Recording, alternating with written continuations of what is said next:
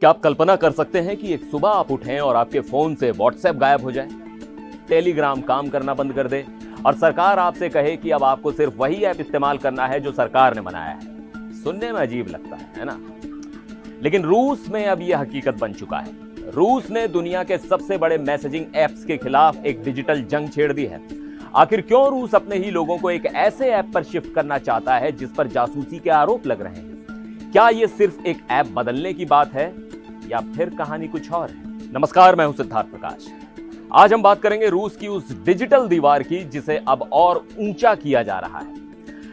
खबर यह है कि रूस ने व्हाट्सएप को पूरी तरह से ब्लॉक करने की कोशिश की है और टेलीग्राम की स्पीड को धीमा कर दिया है। लेकिन सबसे बड़ा सवाल यह है कि आखिर रूस को इन ऐप से इतना डर क्यों लग रहा है और वो कौन सा नया ऐप है मैक्स जिसे रूसी सरकार अपने नागरिकों पर थोपना चाहती है। सबसे पहले समझते हैं कि मामला क्या है। गुरुवार को रूस ने ऐलान किया कि उसने व्हाट्सएप को ब्लॉक कर दिया है। वजह वही पुरानी बताई गई कि यह ऐप रूसी कानूनों का पालन नहीं कर रहा था। यह फैसला तब आया है जब कुछ ही दिन पहले रूस ने टेलीग्राम के खिलाफ भी ऐसी ही कार्रवाई की थी। आपको बता दें कि व्हाट्सएप रूस में बेहद पॉपुलर है। वहां 10 करोड़ से ज्यादा लोग इसका इस्तेमाल करते हैं। 25 साल से ज्यादा उम्र के लोगों के बीच यह सबसे पसंदीदा ऐप है। लेकिन रूसी सरकार ने इसे रोकने के लिए पूरी ताकत लगा दी है।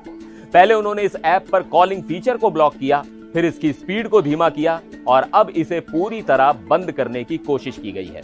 मेटा, जो व्हाट्सएप की पेरेंट कंपनी है, उसने भी पुष्टि की है कि रूस ने उनकी सर्विस को ब्लॉक करने की पुरजोर कोशिश की है। अब बात करते हैं टेलीग्राम की। यह ऐप पावेल ड्यूरोव ने बनाया था, जो खुद रूस में पैदा हुए थे। टेलीग्राम के दुनिया भर में 100 करोड़ से ज्यादा यूजर्स हैं और रूस के युवा इसे सबसे ज्यादा पसंद करते हैं। अब विडंबना देखिए, रूस के सरकारी अधिकारी और खुद क्रेमलिन भी अपने बयानों के लिए टेलीग्राम का ही इस्तेमाल करते हैं। यहां तक कि रूस यूक्रेन युद्ध की कवरेज करने वाले मिलिट्री ब्लॉगर्स के लिए भी यह सबसे बड़ा हथियार है।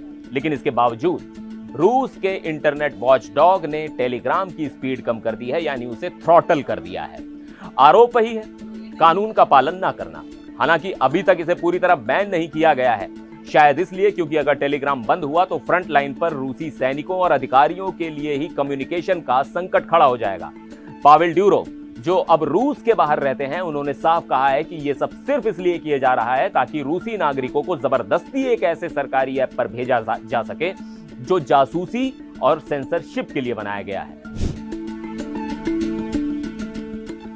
रूस की मांग यह है कि व्हाट्सएप और टेलीग्राम अपना डेटा लॉ एनफोर्समेंट एजेंसियों के साथ शेयर करें।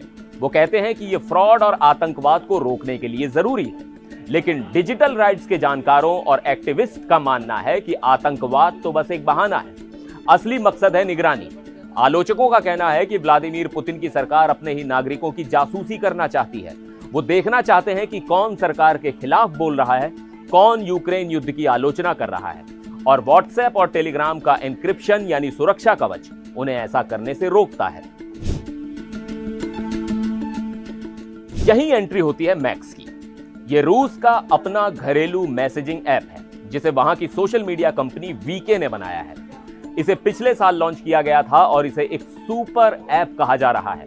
चीन के वी चैट की तरह इससे आप पिज्जा ऑर्डर करने से लेकर सरकारी सेवाओं तक सब कुछ एक्सेस कर सकते हैं।